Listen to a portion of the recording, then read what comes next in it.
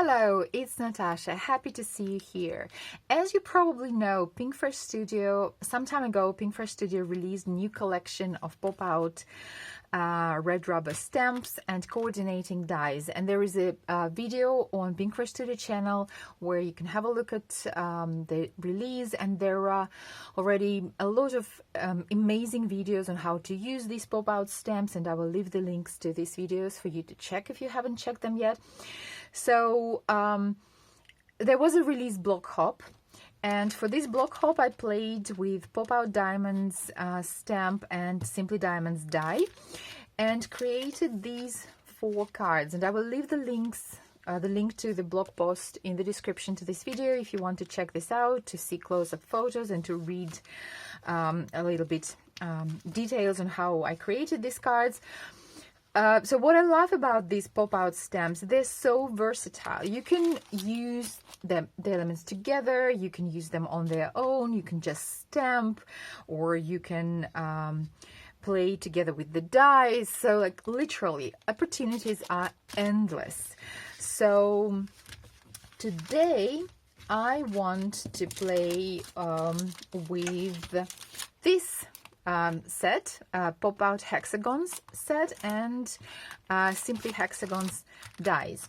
So, and well, as you know me, I go as always for clean and simple, for quick and easy, and to be honest, June is a pretty busy month, and so I make quick and short videos. So here is a watercolor panel that I've had in my stash for quite a while. I made it some time ago with Pinkfresh Studio watercolors. I just played and it didn't really turn into anything. So, and hopefully I can make something pretty with it today. And here's a little life hack or card making hack for you. If you're not very happy with your watercolor panel and not very happy how it turned out, just add some splatters, right? Splatters make everything better. Before it was not very successful watercolor panel, but now, you know, you're artsy, you're spontaneous, you're splattery. So yeah, how cool is that? All right, so let's jump right in and let's see what we can make with this watercolor panel and with hexagons, stamps and dies. Okay, so I've ran my watercolor panel through my die cutting machine, and I have all these elements, and we're going to make 2 cards, but we can probably make more, but let's go for 2 today. So I'll need my Misty now, and I've taken this pad out because I'm going to use rubber stamps, and they are thick and you don't need this pad in your Misty.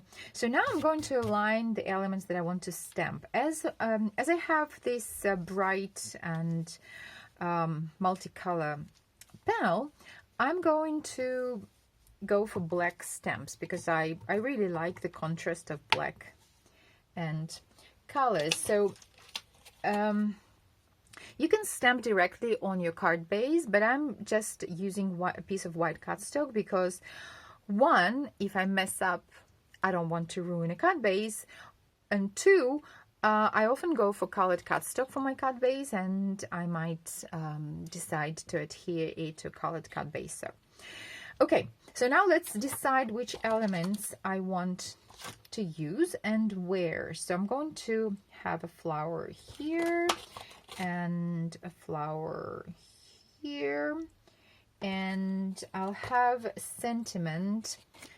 Let's go for sending hugs here. I also want to use this element. It's probably, what about here? Okay. All right. Let's try. So now I'll pick this up. I'll remove my panel so that I don't accidentally stain it.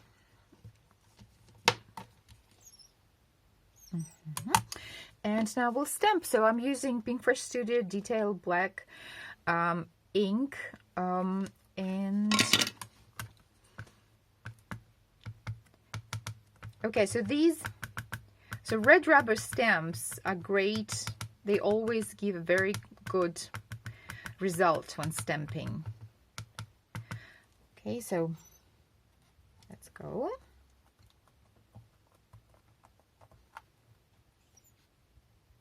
Perfection. Just look at that.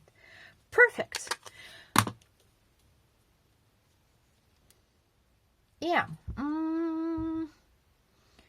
Let's add a little bit more elements. So what do you think? Okay, so I've cleaned my stamps and I've moved my panel a little bit up in my MISTI. And again, I will align more elements. So I want to add this element here. So I'm just aligning it in the opening. And so when you're designing your card, it's a good idea to go for an odd number of elements, because they look nice, nicer for a viewer. And here I have 2 flowers, and I don't want to have 2 flowers because I don't know about your country or in your culture, but in our culture, even number of flowers is regarded as a bad sign. It is connected usually with funerals and deaths, so I want to go for an odd number of flowers. So I want to add this flower probably here. Yeah. Okay, let's try. So I'll basically do the same now. I'll just stamp my elements and voila. Ta-da! Okay, so I have an idea to add some black splatters. What do you think? Yay or nay? Let's go for it. Okay, I have some Pink Fresh Studio licorice watercolor. I don't want to get a big black blob on my sentiment, so I'll just cover it with just a piece of scrap paper. I don't mind getting a blob on other elements. Hopefully I don't get a blob, right? But you never know. Okay, so let's just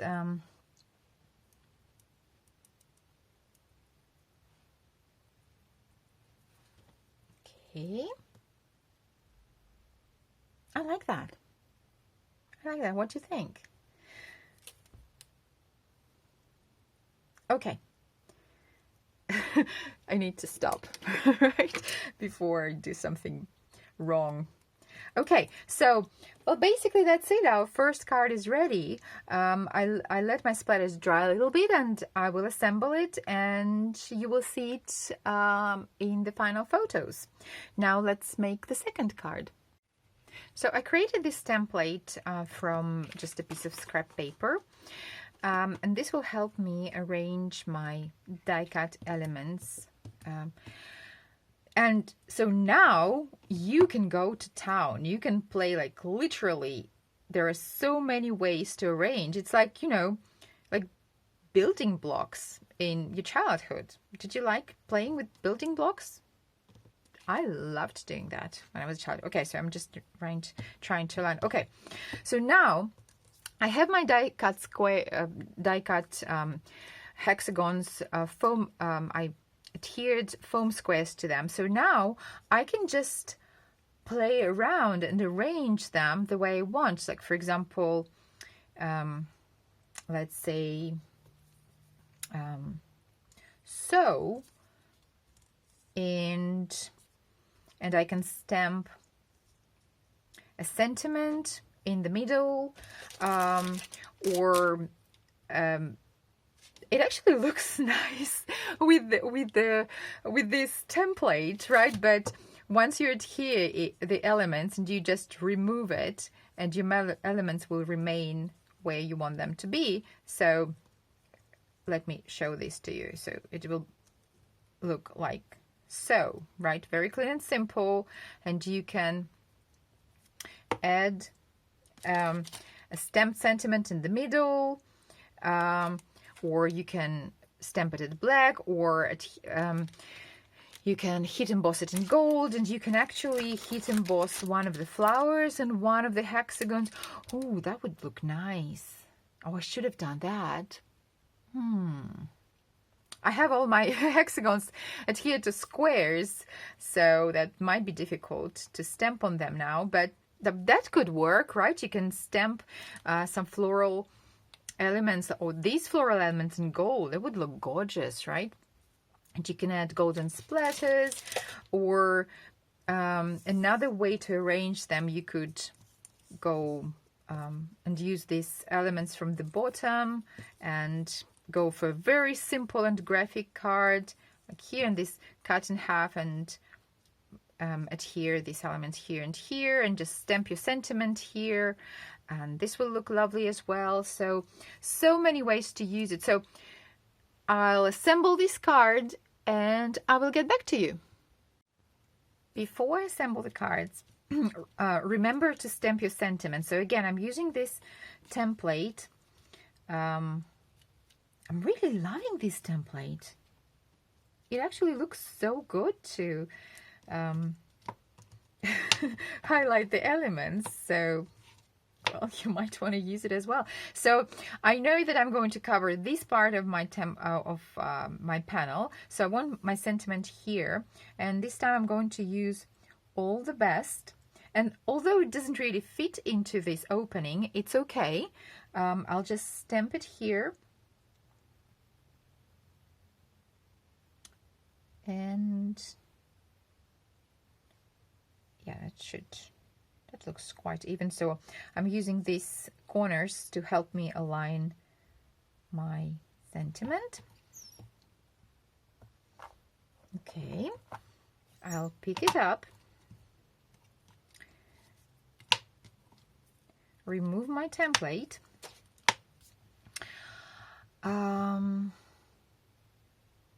and you know what? Let's go for the gold, right? So let's heat emboss this in gold.